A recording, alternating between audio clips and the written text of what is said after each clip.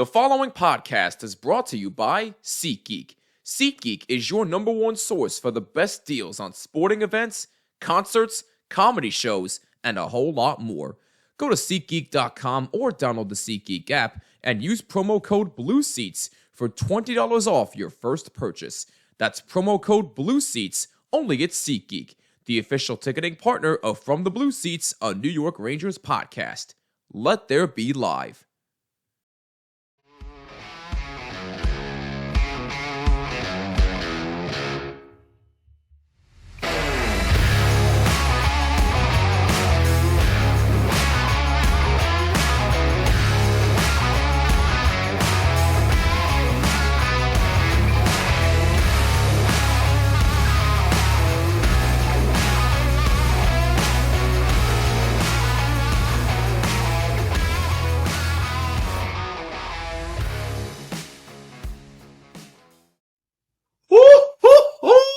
Man, here we freaking go. What's going on, Rangers fans? My name is Jimmy Fanizzi, and this is From the Blue Seats, a New York Rangers podcast presented by SeatGeek. I hope you're doing well. Hope you're having a wonderful day. Make sure you follow us on Twitter and Instagram at BlueSeats94 and use the hashtag BlueSeats to interact with us on any and all topics at hand. Also, make sure you subscribe on YouTube and on all audio platforms, and be sure to rate us 5 stars. It would mean the world to us. You know what else means the world to us? The New York Rangers are advancing to the Eastern Conference Finals. Let's freaking get it, baby. I have never been more happy to have been wrong with a prediction. If you missed the semifinal preview episode, I picked Carolina in 6, and I've never, ever been happier to be proven wrong. But before we get into our series predictions for this series, we're going to discuss a little bit about how the Rangers got to this point. And thankfully, once again, I am not alone. I've got Heath and Steve back with me from the Pigeonhole Podcast. Fellas, how are we doing? Thank you guys so much for doing this with me again. Hey, doing great, Jimmy. Glad to be here. Hey, anytime. Heath, what's going on with you, my boy? Not much. Doing pretty good. Really excited to get going on this podcast here. Yeah, absolutely. It should be a fun time. So, like I said, we're going to talk a little bit about how the Rangers exactly got to this point. It started off in the quarterfinals against the Capitals, which, fellas, let's be honest, I was nervous going into that series. Heath, you know this because I said before the season started, I don't trust this team come playoff time. You know it firsthand. I said it. And lo and behold, they go ahead and sweep the Capitals, not just beat them down to a pulp. I mean, the Capitals showed little to no life whatsoever. I mean, they only led for a grand total of nearly 3.5 minutes that entire series. That was it. And the Rangers just dominated them from start to finish. So that was pretty much easy pickings right there. I still picked the Rangers in that series in 6 games, but I didn't feel good about it personally because, again, my worries about them were their shooting woes and their defense. But lo and behold, that showed up in that series. But then the semifinals come around against Carolina, and I said, yeah, this is going to be no cakewalk. But then, all of a sudden, they're up 3-0 in the series. I said, wait a minute. Could they actually pull off back-to-back sweeps here? But we all know that didn't happen. But they still won in 6 games. But I got to admit to you, when it was 3-2 Rangers in the series, I got a bit nervous because you're up 3-0 against the Carolina team that obviously is way more dominant than Washington was. I mean, they score in bunches a lot more. They have better goaltending, obviously. Freddie Anderson, I thought, was great.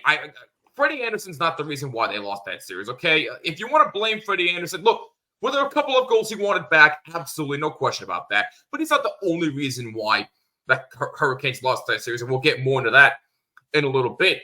But from a Rangers perspective, they almost let it get away, almost, but at the end of the day, they continue to find ways to win. And Heath, I'm going to go to you, the goaltender, first, because I want to ask you, as a goaltender yourself, you're Igor Shesterkin. You're thinking, oh, great, we're up 3-0. We got this in the bag, no problem. Then they make it a 3-2 series. What is your mindset going into that game 6, knowing, okay, we're in Raleigh, North Carolina, it's going to be absolutely raucous there. And it was. They were up 3-1 after 40 minutes. What is your mindset as a goalie going into that game in general? Yeah, my mindset going into that game would definitely be the same as it would be for game 1 through 3. There's really no difference. When you start changing up routines and start changing up what you're trying to do pre-game and stuff like that, and your mental state changes, that's when you get in trouble. That's when you find yourself all of a sudden getting in a game 7 after being up 3-0. Yeah. And honestly, I thought that Igor Shesterkin in that game 7 was shaky in the first 2 periods, to say the least. I know that we were all talking during that game, and we all thought that after the 3rd goal, Quick should have been in the net to just light a spark. Honestly, I thought they should have pulled the trigger there. Again, it's unlikely we're going to see Quick this postseason anyway, although me personally, it would be nice for at least one game. But I understand why you go with the hot hand. But anyway, please continue. Yeah. So, I mean, after the 3rd goal, I thought Igor's confidence was shaken to the point that it was shaken at the middle of the year when he had to be sat for a few games and worked with. When you see a goaltender give up a goal like that and then his head goes down immediately and he kind of sits there for a few minutes, usually that means that the other team has you on the ropes. Usually. That just clearly wasn't the case. I'm sure that going back into the locker room and talking to a veteran like Quick, who's won 3 cups and has been through the ringer, and I'm sure going back in the locker room and talking to him about, hey, what can I do? Shake it off. I'm sure that helped a lot. Going back to the Vegas win last year when they won the cup, every one of those goalies said they went to Quick during intermissions if they had problems or even during practices, and it helped them. They obviously won the Stanley Cup last year. So having a veteran presence there, period, helps. So, I mean, as a goalie, the mindset doesn't change, but obviously you're probably a little nervous that you're going to get reverse swept. Yeah. I think John and Quick was the last. That was my mindset, because my mindset was, and Steve, I'm going to throw it to you here after we're done with Heath. My mindset is this: if you lose that game 6, I understand that game 7 is at MSG. You got the advantage there. I understand that. But my mindset was, if you lose game 6, all pressure is on the Rangers, because you go into that game 7, right? Yep. The crowd is going to be, while they are going to be raucous, they are going to be a little bit on their heels because you had a 3-0 series lead against the dominant Carolina team who, quite frankly, should have beaten you. But the reason why Carolina lost that series, in my humble opinion, their special teams was atrocious. 1 for 18 or 2 for 18 on the power play the entire series after you hadn't scored in 15 straight tries on the power play in the beginning of the series? Come on, man. There's no excuse there. They were the 2nd best power play in the league in the regular season. And you pull out a dud like that?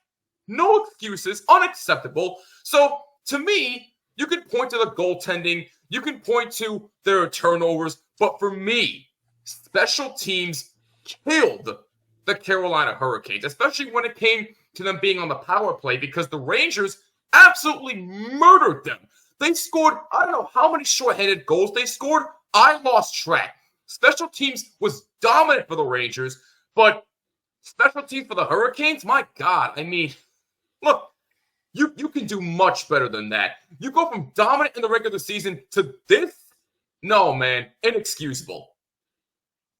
Well, Jimmy, going back to the one point, is bodies to the net, right? I said that beforehand. You're not going to score. Shesterkin's too good. Like, when I would see guys shooting, from outside the circles, like, you're getting them the feel for the puck. Get bodies in on them quick. And to be honest, early in this series, when he got clipped behind the net, you get under his skin. That's what you've got to do. And to me, there was, they had a net front presence, but not big enough on the power play. And then I want to speak to game 6. You let Kreider take over that series and polish you off. Boy, did he ever. You got to mark the big players, and they let Kreider go on a run.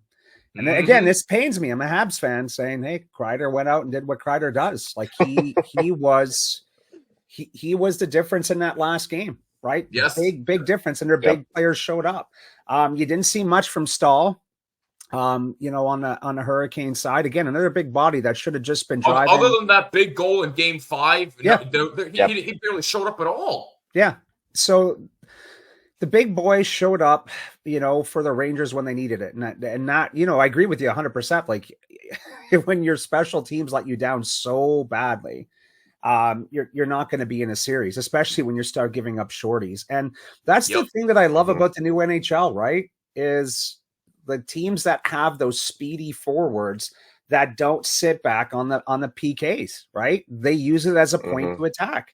And you want to talk about overpassing. It's the one thing that drives me nuts sometimes on the power play, right? Stop looking for the perfect setup. Sometimes your best goals, throw it at the net, tip the puck, look for greasy rebounds. Like it's so, I don't get it. Like Heath, we're both goalies. What do you hate more? Like one of those lob shots that you can barely see coming in from the point, right? With bodies in front, you're losing track of the puck. It's on the ground. You're fighting for it. That drives you bonkers. Like I'll take it all day long. Granted, Pat, go for that pass to the side that I know is going on over there, so I can just push over and make myself look good, right? By the way, just an aside, I completely forgot that Steve was a goaltender as well. So I apologize for just throwing it to Heath as the goalie. So I just wanted to correct myself. I didn't mean to throw any disrespect like that. There's Steve no offense. Did, so I'm sorry. He'll make fun of my age of goaltending, right? I will say this: I can skate save Heath any day of the week. Wow. I don't know, Steve. I've been working on my 1980 saves recently, so. Shot fired. Okay, but let's get you out of hand. Let's get back to the topic at hand here. But no, Steve, you're 1,000% spot on. Look, I understand that Carolina did have the advantage 5-on-5 because what was it, like 16 to 7? They outscored them or something along those lines, like 5-on-5. So Rangers clearly still struggling 5-on-5. They need to work on that, especially against this Florida team. If you don't do anything 5-on-5 against this team, they are going to burn you. But again, we'll talk more in that series when we get there. But to kind of put a bow on how they got to this point, look, at the end of the day, Steve said the big guys showed up, even though they kind of disappeared in games 4 and 5, kind of disappeared here and there. But Kreider had a Messier-like performance, natural hat trick in the third period, although he didn't really guarantee anything. Jacob Trouba, quote-unquote, guaranteed a Game 6 win, but that's beside the point. Kreider went out there and did his thing.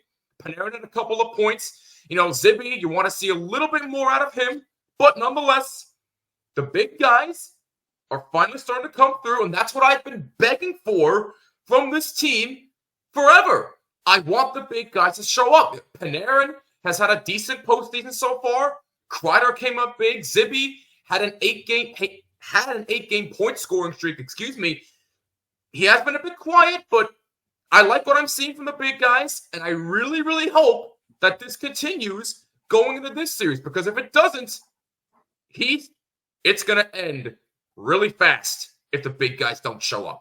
Well, Jimmy, one thing to point out, though, is that Fox, he was outstanding in that last game. Yes.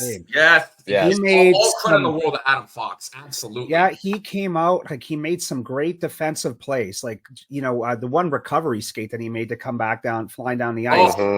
That one was unbelievable, right? So that's part of the big boys. It's not just getting on the board, right? It's that extra, when you're exhausted. Like that series, guys, that was fun to watch. You got to admit it. Now, Jimmy, the nice thing, like I always say about playoff hockey, when you don't have a dog in the race, it's so much more enjoyable. Like I can sit back. I'm like, what do I care who wins or loses?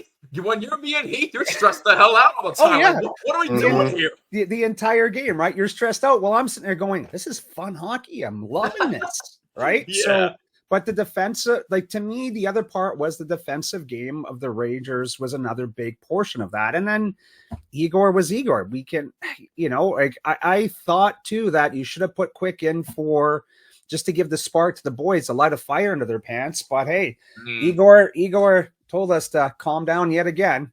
Yes. Get in your corner. Yes. I got this, right? So 27 out of 28 games that Igor has allowed 3 goals or less, which is absolutely mind-boggling to me. But yeah, Heath, what do you think? Yeah, just like kind of going into the next series a little bit. I mean, it's going to be a tough one. I think that Florida is a very good hockey team, but I also think that New York is a very good hockey team. I think that they've kind of shut up the doubters to kind of put it into a perspective there. You know, when they have fans even going, yeah, they may lose this series. Like, you know, Jimmy, you made the prediction of, I believe, Canes in 6. Yes, for the last series, it was Carolina in 6. So, I mean, when there is doubt there as a Ranger fan, but I don't think it's there anymore. I think this is a real deal team. I think they're here. I think that this might be the year where they're actually here. You know, the similarities to 1994 is uncanny to this team. The things they're doing. It's 20 years later. I mean, if you look at it, we're going to knock on wood with this one, but they've been in the Stanley Cup Final every year that it's ended in a 4, the last 3. 1994, 2014. Not 2004, but 2024. Not 2004. No. But I mean, I don't see them losing this series. To be honest, I mean, I see it being a tough one. I see them maybe getting challenged a little more, but honestly, I think that Igor is going to come in big. And if he doesn't, I think that the team will kind of pick him up like they did in Game 6 there at the end. You know, going back to Game 6 for a second, they, you know, in that third period, they hit 3 posts and Igor made one really big save, and that was the difference. Actually, speaking of that, that save on Andrei Svechnikov, before Goodrow had that empty netter, that was the save of the game. If he doesn't make that save, we're going to overtime. We're going to overtime. Because that puck's going in. There was a wide open slot on the right side that he could have shot it at, and Shesterkin, being Shesty, he makes a big time save, and the Rangers end up winning, and Goodrow seals the deal with the empty netter. So you do make a good point there. They picked up Shesterkin, he makes a big time save, and this is why the Rangers are in the Eastern Conference Final. We're going to get to our back to the last game though too in a little bit. But Steve, sorry about that, Jimmy. Yeah, sorry about that, but it was also Shesterkin's save in the last series when the puck was out in front, right? And he pushed out and got his chest on that puck, right? That beautiful desperation push. That's massive. And like a lot of players, you know, a lot of non-goalies will look at that and be like, it's an okay save. It's massive. Because if he sits back, he doesn't have that confident push, that puck's going top corner on him, right? He read that beautifully. Like I sat back, I was watching that game and I went, I won't use the language that came out on that one, but that to me was a massive save that allowed them to win that game. Like again, can't fault him. Like he is just on it. And when you think he's down and out, my God, he's like the Undertaker of the hockey world right now, right? You think he's out, and he just comes right back. That's a good analogy. I didn't even think about that one. That's a pretty good analogy there, Steve. I like that. But look, regardless of how you put it, this team has just time and time again this season figured out a way to come back. The theme for this year for the Rangers has been comebacks. They have been the kings of comeback wins all season long, and they proved it in Game 6. But now they got to face a tougher opponent in the Florida Panthers. Now, listen, this Florida team is scary. Even more scary than last year's team. Now, I know last year's team made the Cup Final, but did anybody expect that last year? I didn't. Okay, Steve. I did pick them. Steve's pointing at himself. Steve did pick them last year. I picked them to make the. I picked them to make the final. Wow. Okay. Because I saw that team, so you know it was Daddy Tkachuk, you know, laying into them with a couple weeks left in the season, and then Coach on the bench saying the exact same thing. A switch flip for that team, and you could see the talent they had. You're wondering what was going on, and then you had the resurgence of Bob.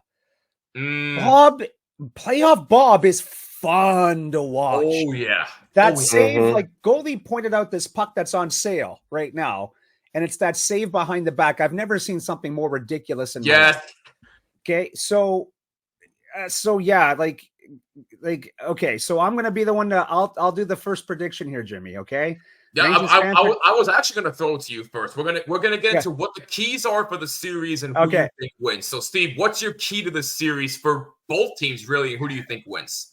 Special teams is going to be massive in this one because both have good PKs. Both can score shorthanded goals. You know, both are going to be that this part's massive, and you've got to get to these goalies early on. You've got to get the bodies on them. You've got to frustrate them because both are going to make those clean saves. So the keys, your special teams got to be both on fire. To me, whoever has the better special teams is going to win this series, right? Yeah. So that's to me, that's it. And then both these goalies are playing out of their minds. So like, how can they outduel each other here? So the truth is, both goalies just got to keep doing what they're doing. And now the boys that are in front of them have to finish this off for them. No, I 100% agree with you. And the thing for me, for the Florida side of things, Sam Reinhart is an absolute monster. Nobody has stopped him this entire season. I mean, he is having a career year. Tkachuk is obviously going to be a massive problem. And Sergei Bobrovsky, I mean, what is he, in his mid-30s? And he's playing absolutely... I've never seen this level of Sergei Bobrovsky since his time with the Blue Jackets. And that's saying something. When was the last time that you saw this kind of level of play from Sergei Bobrovsky? Nobody was talking about Sergei Bobrovsky after he left the Blue Jackets. Not up until this point. I mean, he was considered one of the worst contracts in the league, right? Quite literally. Like, he was considered one of the worst contracts in the league at one point, and then as of last year. Yeah. Even as of last playoffs. Last playoffs, he wasn't their starter. No. Going into that first series, he night or something like that. No, it was Lyon, who's over with Detroit now, and all of a sudden they pulled Lyon, and all of a sudden this Sergei Bobrovsky of old came out of he pulled it out of his shoe. Like, I mean, it was. It was really fun to watch. I mean, it was as a goalie, it was everything you wanted. Like a goalie getting hot at the right time. That's what leads playoff teams to win. You look at 2012, 2014. You look at that span. It was Corey Crawford and Jonathan Quick that got hot every offseason and every postseason, and that's why it went Kings, Blackhawks for 5 years there, and they really held it in the West. I mean, that's why those two goalies were so hot, so good at the key times. You wouldn't want anyone else in your net during that time. Maybe Lundqvist, because he was getting hot at that time. He just didn't have the team around him to do it. 2014, obviously they made the cup, but didn't have the depth, and I think that's the difference this year. I really do. I think that's the difference this year. I think you got the depth. See, that's a good point you bring up, Heath, because if you think about it, from 2012 to 2015, it was Kings, Blackhawks, I forget who else afterwards, and then the Blackhawks again. The Blackhawks won 3 championships within that 5-year span. Oh, no, I'm sorry, no. Blackhawks won in 2010, Blackhawks 2013, I keep forgetting 2010 for some reason. I'm sorry, but anyway. But my point being, it's been Blackhawks, Kings throughout that entire tandem outside of 2010 when the Blackhawks beat the Flyers. So you do make a very good point there. Hot goaltending is a big factor here. But my thing is 5-on-5 is going to be massive because Florida is a much better 5-on-5 team than the Hurricanes. Now, Carolina was good 5-on-5, but this Florida team, 5-on-5, they will torch you if you make one little mistake. Whether it's turnover in your own zone, whether you're not clogging up the zone enough, whether the goaltender is caught out of position, they will burn you. And that is a massive understatement with how good this Panthers team is. Again, they are much improved than last year's team that made the Cup Final. And I think they have a solid chance of getting right back in the Stanley Cup Final. But with that being said, series prediction time. And I'm going to start with Steve. What do you think? Right. Which team's going to the final? Rangers fans are going to hate me because I've got the Panthers in 7. And here's the reason. All right. Okay. Okay. At least I can respect the fact that it's going 7. It's fine. So, because here's the big factor in this was to see how well the Rangers did against the Panthers, okay? And the Panthers gave them little agita, right? Going a little New York, New Jersey Sopranos on you here. But they created some havoc on you guys. The thing about the Panthers, okay, Verhaeghe is coming up big again, right? Big game Verhaeghe finds those freaking nice goals, right? Bennett's back, and Bennett is being a pain in the butt, right? Yes, he is. He's doing that. And you got the pain in the butt Kachuk that can score, can pass, can do all those other things, right? So to me, the 5-on-5 of the Panthers is what gives them the edge, and their special teams. Like, I'm interested to watch the duel of the shorthanded goals here because this is going to be interesting. But goaltender wise, like, they're both just amazing. So I had already picked the Panthers to go on to, the Cup Finals. Now, would I be disappointed to see Vancouver Canucks versus the Rangers round 2 in the Cup Finals again? My God. That would be a total mind, F from nowhere, because I still remember where I was watching this game. The Cup Final. I mean, that would be ratings gold right there. Oh, God, God, yeah. So, sorry, Rangers fans, on this one. I'm leaning towards the Panthers just because I think they have it's not that they have more depth. Their depth is putting in a little bit more than the Rangers at this point. No, I mean, it's a fair point, Steve. I see where you're coming from. Before we get to your prediction, Heath, I didn't even bring this up earlier. News came out recently that Philip Hedl and Blake Wheeler are reportedly healthy and ready to go. This Ranger team is getting healthy at the right time. I keep hearing that Wheeler's going to be on the 4th line if he comes back, and Hedl's going to be on that 3rd line again. I keep hearing during practice today at the time of this episode that he was on the 2nd power play unit. If Hedl and Wheeler officially come back, even though I still think it's a bit risky for Philip Hedl to come back. I know he came back in the Carolina series. He actually looked very, very good. I was very surprised to see him back, but he looked very good for the one game we did see him. If both of those guys come back, and I know Blake Wheeler hasn't had the best season with the Rangers, I get it, but if both of them are back, I mean, this is going to be this Ranger team. They might end up winning the series. They might. They might. But we'll see what happens. But anyway, Heath, who do you think wins this series? Who's going to the final? Yeah, you took the words right out of my mouth. Blake Wheeler, if he's back, that's a big body you could throw at the net too. That's another thing that Bobrovsky has not really seen in this playoffs yet, is big bodies to the net. Against him, the Rangers are full of them. Rempe, you probably won't see Rempe in this series unless it gets really chippy.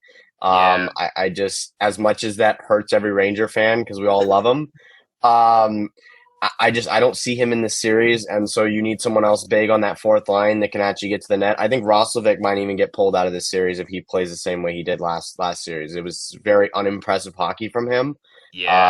Very uncharacteristic of him, making turnovers that just weren't.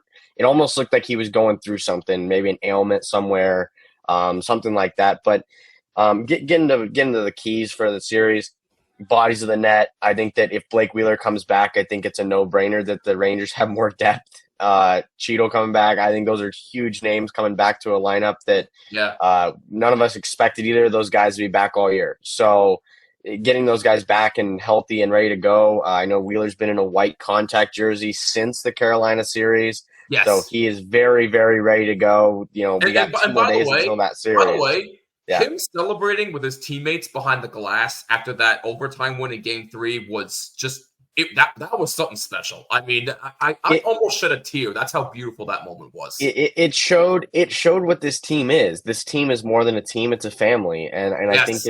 I think that's the difference here from even 2014 and those teams. You look at the teams that win the cup. You always hear stories of guys who maybe had some hardship going through the year. Like, I mean, when they do those docu-series, when they talk to the players afterwards, it's always, this guy was dealing with a broken hand and played through it.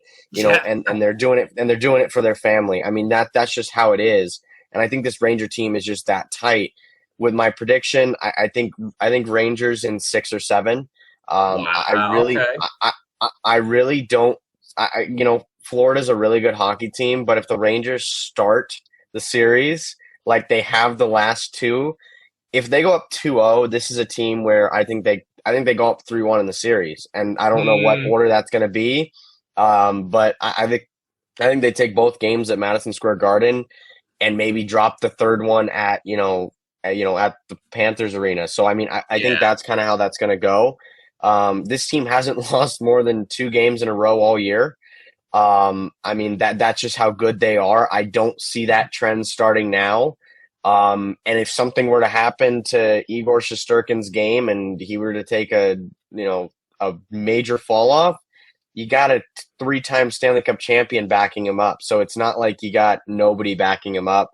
You got that veteran presence in the locker room. We even heard that from last series. He was one of the guys, Jonathan Quick was, that spoke up during that double overtime. And then they go and they end up winning it. Yeah. It's those voices in the room that are going to lead the charge here. Granted, Florida is a terrific hockey team. I just think that the Rangers are kind of a buzzsaw. I mean, they hit you on all 4 lines. They continue to get pucks in deep, get guys in the net. That's what they lost in game 4 and 5 in that Carolina series. They didn't get guys in the net and they lost. That's going to be key number 1. I think that has to happen. And so if that happens, I think it's Rangers in 6 or 7. Wow. So look, everybody knows that I had Boston going to the final before the season started. And of course, they made me look stupid because the Panthers won that series in 6 games and Boston did not get the job done again. But hey, at least it wasn't another 3-1 choke job in the first round, am I right? But that's beside the point. Now that Boston made me look stupid, I had to think really long and hard about this. And I'm going to be honest. This is probably one of the toughest decisions I've ever had to make when it came to a conference final series. Because again, Florida, they are one of the more complete teams in the NHL outside of the Dallas Stars, in my opinion. And by the way, I still have Dallas going to the final as well. Hopefully they can pull through for me. They made the conference final in the West. Congratulations to them.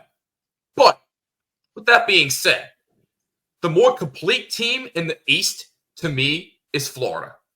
They can also hit you on all sides. They're better at even strength. Bobrovsky's hot. They have great defensive play. And their coaching has been extremely underrated that nobody's talking about. But with that being said, Steve is right. Special teams are going to be a big factor here because I get it. You've got to stay out of the penalty box. And boy, did that prove large in the Carolina series because, and by the way, just an aside, the refereeing in these playoffs has been a joke. Not just for the Rangers, Carolina, Rangers. I don't care what team it was. The officiating in these entire playoffs has been an absolute disgrace. I mean, how many calls have we seen that have been like blatant whacks to the face? We've seen blatant trips. Yeah, maybe there was a bit of flopping here or there, but even still, how many calls have you seen that have been missed? A lot. A lot. Jimmy, I have no idea. No, listen, this is the worst officiating I have ever seen this entire postseason, in my lifetime at least. The worst. It's a joke. Can somebody tell me what goaltender interference is, please? Somebody. Yes. That too. For the love of God. What is embellishment? What is tripping? What is this? What is anything with these officials? Like, come on, man. What are we doing here? I hate, okay, so the way they call it game 1 of opening season should be called in the playoffs. I hate this crap. Oh, put the whistles away. No, you a-holes. No. If it's a penalty, you are deciding the game by not calling that penalty. Yep. Stop that crap. Yeah, we love hard-hitting, fast-paced hockey. Love it, right? But don't give me a regular season where everything's enforced and all of a sudden in the playoffs, hey, we got a whole different set of rule books and we don't know how it's going to be called. But for the love of God, NHL, sit the F down, okay? Sit the F down and get goaltender interference ironed out, because this is beyond a joke. We have no idea how this is going to be called. Zero clue. Right? And as a goalie, 100%. And as a goalie that's still, playing at a high level, it goes all the way down. I mean, there's been times where I've seen this past season one of our goaltenders got taken out. They didn't call goalie interference and they scored on it. I mean, literally taken out. There was no touch by our defender, and then all of a sudden our defender gets, pushes him in and they call goalie interference. So, I mean, both times goalie was in the crease. I mean, it's going down all the levels. It really is. Goalie interference is no longer point blank, you're in the crease, is goalie interference, because goalies are having to play outside their crease. I mean, that's just how it is. And I mean, honestly, you saw that in the Dallas series with that overtime winner that was called off. Dallas still ended up winning that game. But I mean, it's getting to a point now where you got to imagine that there's got to be some rule change there. There's got to be some meeting. There's got to be, I mean, just show the refs, hey, this is goalie interference. This isn't. Get two videos lined up. I mean, if there's a rule that a goalie's out of the crease and that's not goalie interference, I don't disagree with it. But I mean, if you're playing and your heels are on the paint like Georgiev's were in that play, that's goalie interference. But so, let's go back to let's now make the expanded arch, right? Oh my God. Just do that. But the whole thing about that though is, because let's be honest, I was a tiny goalie. Okay. I think I peaked at 5'11", right? Goalie, how tall are you? 5'9".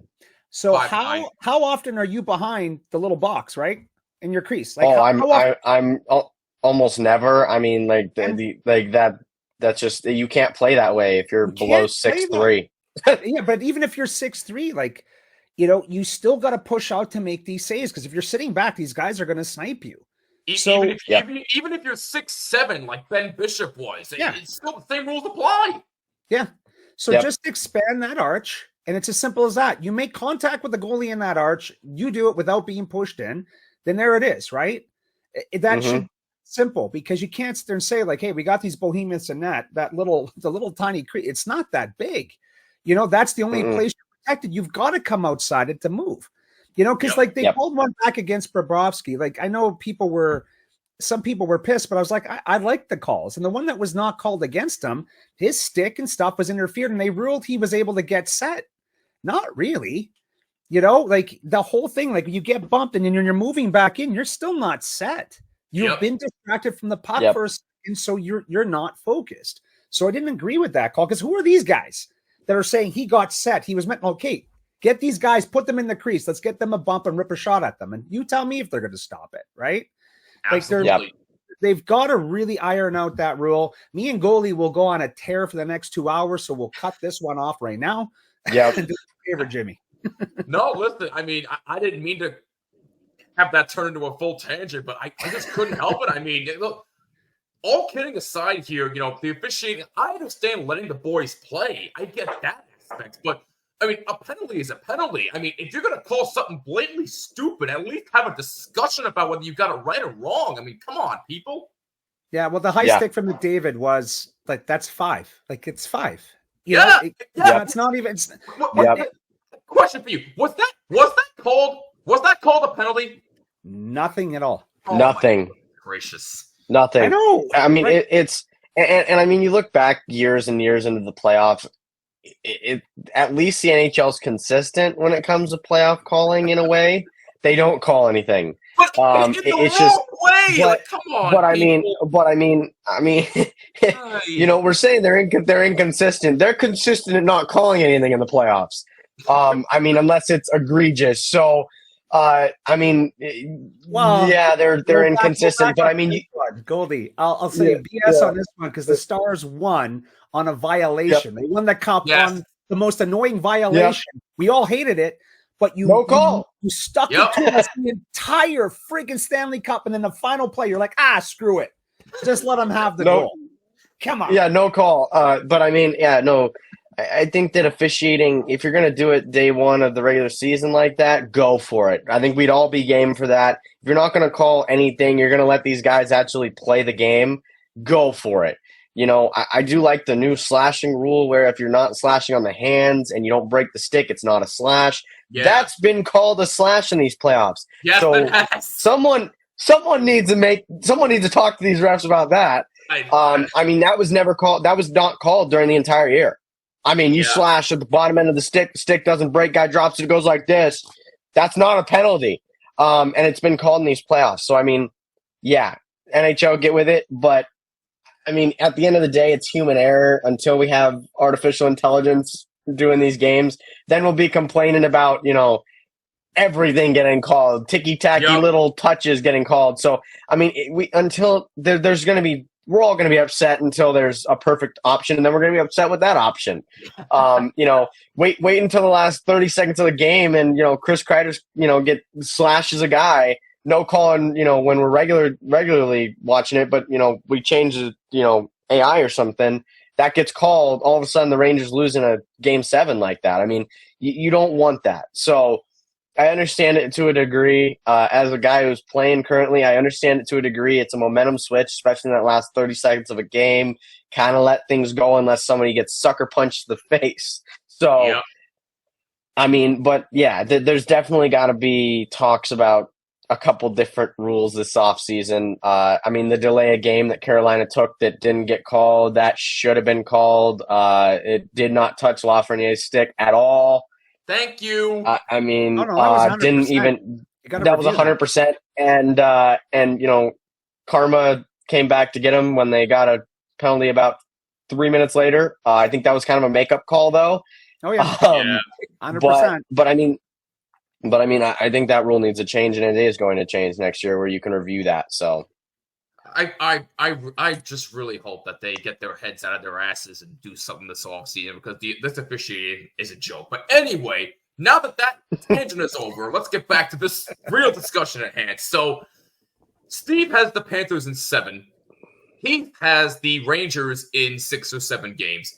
But now I didn't give my prediction yet. But as I was saying before, this Florida team will burn you 5-on-5, even more so than Carolina. And again, Steve is right when he said that special teams are going to be a big factor, because both teams love to score shorthanded goals. And again, my key is stay out of the penalty box. I don't care if there are any stupid calls made that shouldn't be called. Stay out of the penalty box. You cannot afford to make any stupid mistakes against this Panthers team, because they will burn you for it. Their power play is very good. Their penalty kill is even better. So even if you are on the power play, you need to be careful and stop passing the puck and just shoot it. That's been my problem for a decade with this team, going on even longer. That's why I'm starting to lose my hair here. But anyway, I digress. That's my key for this series. But with that being said, with Florida being the powerhouse that they are, the Rangers having their depth, this series has been tough for me to pick, especially since Boston made me look stupid because, again, I had them in the final before the season started.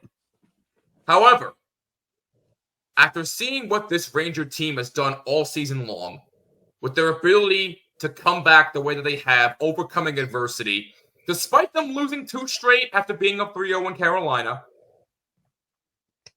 I'm starting to become a believer in this team. I really am. You know, I've said I don't trust them in the playoffs, but so far, they've shut me up. And I'm thinking that they're going to shut me up again. Rangers in 7. I think they're going to do it. I really think that they have the juju going at the right time. Igor's playing out of his mind. Kreider's hot. Panarin's starting to get a little hot. Zibanejad's been hot. Fox has been hot. Lafreniere has been very impressive this season. Laffy is just, God. Like, can you go back? Let's go back to this one point, Jimmy. I hate to cut you off on this, but you guys, there was fans, not you guys, because calling for him to get traded at the beginning of the season. Time out on that, Steve. Yeah, I was not saying trade him. No. I wouldn't say you specifically. I was the guy who infamously or famously hated it when the Rangers got the number 1 draft pick in 2020. Why is that? Because my argument's been defense. But now that I'm starting to see, it's not just defense. It's their offense that's also been a problem because they love to pass too much. Now I'm starting to see why this kid was the number 1 overall pick. He proved me wrong. He's been proving me wrong, and I'm loving it. I'm relishing in it. Yep. I love when I'm proven wrong about something. And this is an exception here. But go ahead, Steve. Yeah, but it's just this point, Jimmy. It's like everybody expects the number 1 pick to be immediately effective in scoring 50 goals. Okay, fan base, time to pull your heads out of your asses. It's so obnoxious. Give it a break. Yuri Slafkovsky caught so much flack from Canadiens fans, and he's turning into a beast of a power forward, and he's 20 years old. Lafreniere's been catching flack. Okay, because there's a major leap from junior hockey to the NHL. Speed. Major. Oh, hold on. There's a phone going. The speed. Is it Chris Drury calling you not to stop talking about this? Just kidding. Go ahead. It's Habs fans calling me to be like, why are you on a Rangers podcast? So it's just the patience with these players. Let them come in, let them develop. Because when you get so antsy and you want to dump guys off, like it happened to a very good GM for the Nashville Predators where they released their first round pick. He goes to Seattle Kraken and he's doing great now. You've got to be patient. Like let them come in, let them develop, let them make the mistakes because Martin St. Louis was the best coach for these guys because he's the one preaching that. You've got don't sit them because they made a mistake. Get them right back out there so they can do something positive. Like this 100%. This old age of coaching, like, hey, rookie, you made a mistake. You're going to sit. Nah, take him on the bench, talk to him, get his confidence up and put him back out there. Because if you're thinking about that mistake and you're punished by that mistake, you're never going to get better. Yeah, and Steve, here right now is doing this to everybody. Yeah, you don't have to say what I'm saying, Jimmy, but he's playing. For those not watching on YouTube, he just basically flipped everybody off for that. But anyway, go ahead. Yeah, but and you put the guy in a top 6 role, and you see what happens. Yep. Like he's in a top 6 role for the first time in his career. Yep, and he's producing. It's something that, like last year watching the Rangers, I was like, put him in a top 6 role. Put him in a top 6 role. You will see he was making plays with guys that weren't really at his level, in my opinion. Yeah. And now he's playing alongside some of the best names in hockey. I mean, and he's up there. He's put his name at the best of hockey. I think he'll be huge in this series. I think he nets 3 or 4 in the first 3 games. I really do. I think that he's just got that. He's got that swagger about him right now, and so does Kreider. And I mean, but yeah, here's a message to all GMs. Before you release a guy, put him in a top 6 role. You look at Adrian Kempe from the Kings. He wasn't producing really anything, and every Kings fan was going, is this guy really it? And then you put him up there with Kopitar and Brown for a season, and all of a sudden he's lighting it up. He gets 40 goals. You put him up there with Byfield and Kopitar that can dish the puck and pass, and he's lighting it up. I mean, he had more assists this year than he's ever had in his career. Yeah, his goals dropped off, but I mean, put guys in the roles they need. That's the great thing about great coaches is they know this guy's a top 6 guy. Granted, he may have just been drafted, 306th in the NHL draft, but hey, this guy's maybe our best guy that we have. Like, I mean, granted, Lafreniere was the first overall pick. He's not that, but that's just what great coaches can do. They can pull these guys that were not expected to make teams and turn them into stars. I mean, that's honestly what they can do. And I just love to see it. You have to love to see it, even as a hockey fan, that these guys are having success. Yeah. No, you're 1,000% spot on, both of you, really. And again, he's shutting me up, and I love it. But bottom line is this: I am picking the New York Rangers in 7 games. Now that I have seen that they can match up with the big boys, a la Carolina, because, look, they were going to beat Washington anyway, but I was worried against that Carolina team because they were that good. But this Panthers team, I get it. They're hot. They're better. But who's got more depth? The Rangers do. And I think that's going to play a huge role in this series, especially when you see guys who aren't producing. I'll just throw in the next guy. He'll produce. That's going to be key for me too. So next special teams, goaltending, defense. Those are the 3 keys for me personally in this series for both teams. Now, I get it. 5-on-5 is still an issue for the Rangers. But regardless, if you get them on the power play or even a penalty kill, they are going to try and burn you because they have gotten a lot better with actually shooting the puck on the power play. And they get some hell of a good chances shorthanded. So because of all that, the New York Rangers are going to the Stanley Cup Final in 7 games. Now, it's not going to be an easy series. Would it surprise me if Florida won the series? Absolutely not. It would not surprise me at all. Do I want it to happen as a Ranger fan? Obviously not. No. But regardless, this series is going to be fun. It's going to be a dogfight, and I can't wait. The nerves will pile up. It's not going to be an easy series, but I am picking the New York Rangers in 7 games. Book it. Now, If I'm wrong, I'll say I'm wrong. But Rangers. But this guys, like Jimmy, I say the same thing. Like trying to pick a winner in this one, like it's hard. This one's tough. This one is probably the toughest one to look at because I saw these 2 Titans coming together. I knew this is the one I would have bet my house on, right? That these 2 were coming together in the conference finals. So this one is going to be some fun, chippy. I can't wait until because they're going to get under each other's skin. I can't wait to watch this on the ice. Absolutely. Yeah. And now that we all said 6 or 7, it's going to be 4 or 5. Just going to put that out there. Can you imagine? Can you imagine? This is just how it happens. Series ends in 5 games. We're all in the air the next day saying, "How the hell did that happen?" Yeah. Right. Yeah. No, we will. We will be on the air the very next day going, we were all majorly wrong about this series. But I mean, and that's the great thing about playoff hockey. It really could go 4 or 5. You never know. A team gets hot. A team gets really, really cold. Against this Panthers team, in all seriousness, I don't see it. I don't think so. I don't see it, but now that we all said it, it's probably going to happen because that's just how it works, right? I had this conversation with one of my friends the other day, actually, and he pointed this out. This series is either going to go 7 games, or it's going to be a sweep. And I found that very interesting because I don't think there'll be an in-between. Either the Rangers could win it in 7, which is a possibility, or Florida could sweep them. And he said that to me directly, and I said, I'm not sure about a sweep, but it would be, what's the right word? Embarrassing if they got swept. Now, again, granted, Florida is a better team, but if you get swept in the conference finals, it would be an embarrassing way to go out. Very much so. Yeah, but the only way I would say no to that, Jimmy, is if we got multiple double OTs and these guys are just slugging it the hell out, right? Can we not have that again? You don't feel like being up till midnight watching hockey? No, because I have responsibilities and I don't have time for that. But bottom line is, Steve has the Panthers in 7. Heath has the Rangers in 6 or 7 games.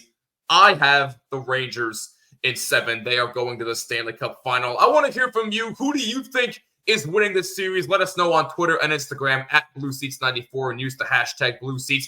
Let us know what your prediction is for the Stanley Cup. Oh, no, not Stanley Cup. I'm getting ahead of myself. The Eastern Conference Final and who you think wins this series. But that is going to do it for us. Thank you guys so much for tuning in. If you enjoyed this content, make sure you smash that like button if you're watching on YouTube and subscribe on YouTube and on all audio platforms, and be sure to rate us 5 stars. It would mean the world to us. Also, follow us on Twitter and Instagram at BlueSeats94. Like I said, use hashtag BlueSeats. And again, we are sponsored by SeatGeek. Go to SeatGeek.com or download the SeatGeek app and use promo code BlueSeats, all one word, BlueSeats, for $20 off your first ticket purchase. And if you're thinking of going to the conference final game, save yourself $20. There you go, code BlueSeats. But anyway, guys, this was such a blast. Once again, as always, I can't wait to do it with the both of you again very, very soon. Thank you guys so much. Thanks for having us. Anytime. Thanks for having us. And go subscribe to the Pigeonhole Podcast. These guys know their stuff when it comes to hockey. Alongside Goldie and Steve, my name is Jimmy. This is From the Blue Seats, a New York Rangers podcast. Let's hope the Rangers pull this off. Rangers in 7, baby. Let's freaking go. We'll catch you in the next episode. Peace!